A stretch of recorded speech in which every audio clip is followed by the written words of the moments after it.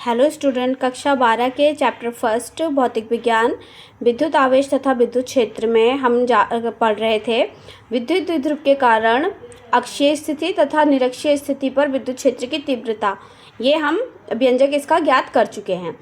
इस वीडियो में आज हम जानेंगे विद्युत द्विध्रुव के कारण किसी भी बिंदु पर विद्युत क्षेत्र की तीव्रता। ठीक है, यानी पिछले जो वीडियो हैं हमारे, हमने उसमें क्या देखा था कि जो विद्युत द्विध्रुव के कारण हमारे क्या था, जो अक्षीय स्थिति है। अक्षीय स्थिति का मतलब कि क्या है, जैसे यहाँ पर ये हमारा जो क्या है विद्युत द्विध्रुव क्या है, ए और बी है। ठीक है, अगर इसी की अक्ष की दिशा में अगर कोई पॉइंट पी था तो हमने इस पर क्या है, जो ये माइनस क्यू और जो प्लस क्यू है, ठीक है, इसकी वजह से विद्युत क्षेत्र कितना है यहाँ पर हम इसका व्यंजक ज्ञात कर चुके हैं। ठीक है, इसी तरह से हमने ये जो हमारा विद्युत द्विध्रुव है, ठीक है, तो यहाँ पर से इसका इक्वेटोरियल यानी कि निरक्षीय स्थिति में, निरक्षीय स्थिति यानी कि इससे ठीक 90 डिग्री यानी कि परपेंडिकुलर पे अगर कोई पॉइंट पी था, तब इस पर हमने क्या है, जो हमारा माइनस क्यू और प्लस क्यू यानी कि जो विद्युत द्विध्रुव है उसकी वजह से कितना विद्युत क्षेत्र उत्पन्न हो रहा था, उसका व्यंजक भी हम ज्ञात कर चुके हैं। ठीक है, तो आज हम जानेंगे कि अगर हमारा क्या है, ये जो ए और बी है ये हमारा विद्युत द्विध्रुव है, ठीक है, और यहाँ पर माइनस क्यू और यहाँ पर क्या होता है, प्लस क्यू चार्ज होता है।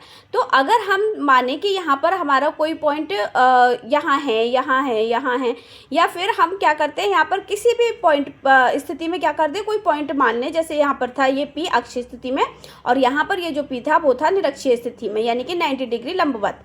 अब यहाँ पर मान लिया, यहाँ पर मैं कोई पॉइंट पी लेती हूँ, तो इस विद्युत द्विध्रुव की वजह से यहाँ पर ये जो पी पॉइंट है, अब ये ना तो अक्षीय स्थिति में है ना ही ये क्या है, निरक्षीय स्थिति में है। तो यहाँ पर जो विद्युत क्षेत्र की तीव्रता है वो कितनी ज्ञात होगी, उसको हम ज्ञात करेंगे। ठीक है, तो देखिए क्या है यहाँ पर से, अब अगर इस विद्युत द्विध्रुव को मैं क्या कर दूं, थोड़ा सा तिरछा, यानी कि अगर मैं इस विद्युत द्विध्रुव को ऐसे घुमा देती हूं, तो यहाँ पर ये जो पी पॉइंट है हमारा, ये पी पॉइंट कैसा दिखेगा आपको, देखिए इसकी अक्षीय स्थिति में दिखेगा। ठीक है, यानी कि यहाँ पर से ये जो माइनस क्यू और प्लस क्यू चार्ज हैं वो इस पी पॉइंट को क्या करेंगे, यहाँ पर जो इलेक्ट्रिक फील्ड है वो इधर की तरफ होगा यानी अक्षीय स्थिति में। ठीक है, अब अगर इस पी पॉइंट को मुझे क्या मानना है, इक्वेटोरियल यानी कि इसके लंबवत मानना है, तो हम क्या करेंगे, यहाँ पर से इस विद्युत द्विध्रुव को हमको क्या करना पड़ेगा, इस टाइप से इस पोजीशन में घुमाना पड़ेगा।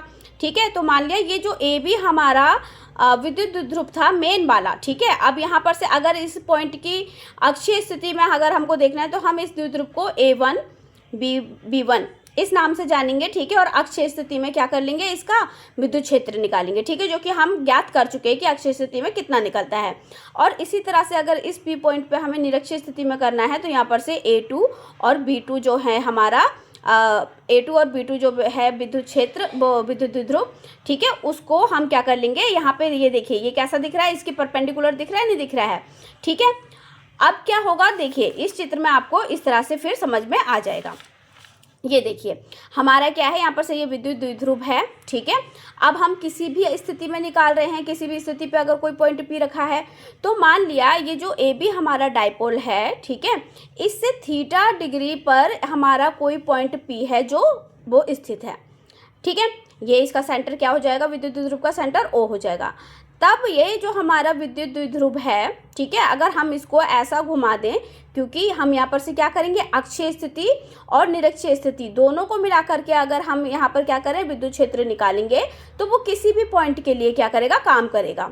ठीक है, तो यहाँ पर से क्या हो जाएगा, A1 B1 यानी जो हमारा मेन विद्युत द्विध्रुव है उसको अगर हम इस पोजीशन में ले आएँ तो ये जो P पॉइंट है ये कैसा हो जाएगा, अक्षीय स्थिति में हो जाएगा।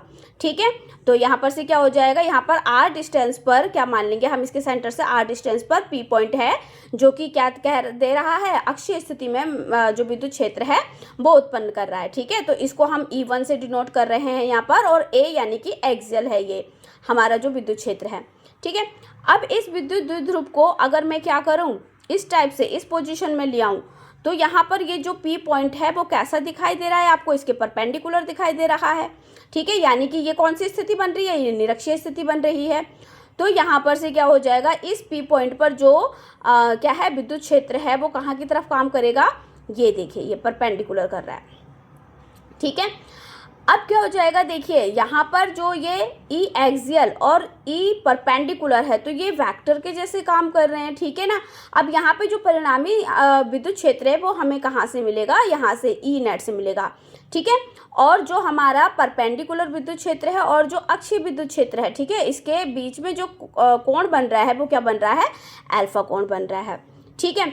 इसी तरह से यहाँ देखिए ये जो हमारा मेन वाला विद्युत द्विध्रुव था ए बी, ठीक है, तो यहाँ पर से क्या है, ये जो P है, ठीक है, ये यहाँ पर से क्या हो जाएगा, देखिए P क्या हो गया, इसका विद्युत द्विध्रुव आघूर्ण हो गया, ठीक है। तो ये जो विद्युत द्विध्रुव आघूर्ण है, ठीक है, ये भी क्या हो रहा है, देखिए अगर ये इस विद्युत द्विध्रुव के अक्ष में जा रहा है तो यहाँ पर ये किस में डिवाइड होगा, कॉस थीटा में, क्योंकि अक्षीय स्थिति में जो थीटा हमारा होता है वो कैसा होता है, कॉस थीटा। और ये जो P घटक है हमारा वो यहाँ पर से किस में विभाजित हो जाएगा, P साइन थीटा में, ठीक है। अब देखिए यहाँ पर से क्या पता चल रहा है हमें कि हमारे दो विद्युत क्षेत्र कार्य कर रहे हैं, ठीक है। एक हमारा क्या कर रहा है, ये PM और ये एक PN, ठीक है। तो यहाँ पर से देखिए दो नए विद्युत द्विध्रुव के कारण विद्युत क्षेत्र की तीव्रता इस बिंदु पर क्या मिल जाएगी, हमको प्राप्त हो जाएगी, ठीक है। और देखिए तो यहाँ पर से क्या हो जाएगा, ये P cos थीटा है, P cos थीटा, ठीक है, जिसकी जो दिशा है वो कहाँ से होगी, PM की तरफ होगी, ठीक है। अक्षीय स्थिति में विद्युत क्षेत्र यहाँ मिलेगा हमें PM की तरफ, और P साइन थीटा, ठीक है, यानी कि ये परपेंडिकुलर वाला, ठीक है, किस स्थिति में, निरक्षीय स्थिति में। तो यहाँ पर से देखिए P cos थीटा के लिए जो हमारा ई एक्सियल यानी कि अक्षीय स्थिति का विद्युत क्षेत्र है उसका फॉर्मूला हम पहले ज्ञात कर चुके हैं। अक्षीय स्थिति में कितना होता है विद्युत क्षेत्र, 2kp cos theta upon r cube, ठीक है। और इसी तरह से जो परपेंडिकुलर है, ठीक है, तो परपेंडिकुलर यानी कि निरक्षीय स्थिति के लिए जो हमारा विद्युत क्षेत्र होता था वो कितना होता था, kp sine theta upon r cube, ठीक है। वैसे cos थीटा होता है यहाँ पर से, लेकिन यहाँ पर ये किसके अलोंग है, साइन थीटा के अलोंग है, ठीक है। तो यहाँ पर से हमने क्या लिया है, साइन थीटा r क्यूब, ठीक है। अब जो ई नेट है वो हमें किससे मिल जाएगा, इनका स्क्वायर कर देंगे, किसका, अक्षीय स्थिति वाले का भी और परपेंडिकुलर वाले विद्युत क्षेत्र का भी, ठीक है।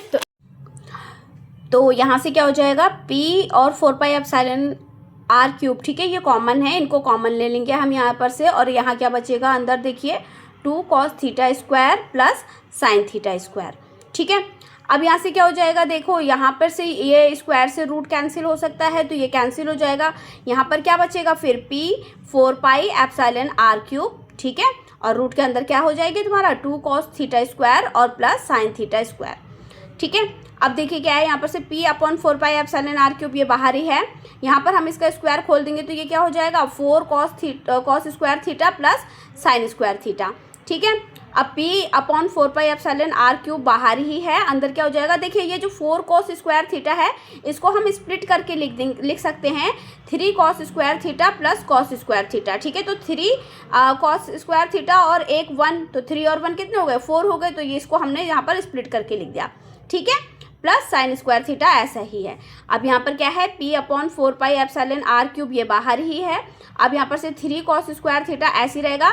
अब जो भाई फॉर्मूला होता है cos square plus sine square theta is equal to कितना होता है, उसकी वैल्यू 1 होती है, तो यहाँ पर cos square theta plus sine square theta की वैल्यू 1 पुट कर दी है, ठीक है। तो जो विद्युत क्षेत्र है वो क्या हो जाएगा, E बराबर P upon 4 pi epsilon r cube और रूट के अंदर 1 प्लस 3 cos स्क्वायर थीटा, ठीक है। इसको ये हमने क्या कर दिया है, ऐसे एडजस्ट करके लिख दिया है, ठीक है। तो इतना जो विद्युत क्षेत्र है वो किसी भी बिंदु पर हम क्या होता है, किसी भी स्थिति में हम निकाल सकते हैं किसी भी बिंदु पर, ठीक है।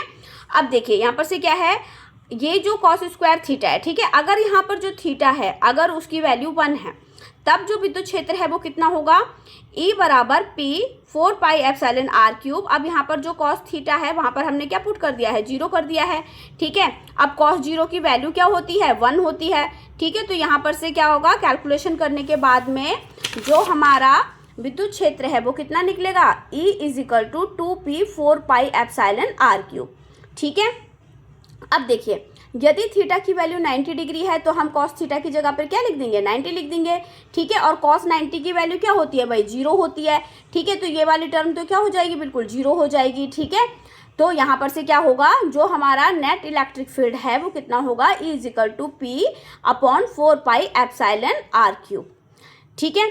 तो ये था विद्युत द्विध्रुव के कारण किसी भी अन्य बिंदु पर जो विद्युत क्षेत्र की तीव्रता है वो हम इस तरह से ज्ञात कर सकते हैं। ठीक है, बहुत ही सरल भाषा में आपको समझाने की कोशिश की है। आशा करती हूँ आपको समझ में आएगा। और वीडियो के लिए लाइक और सब्सक्राइब करें।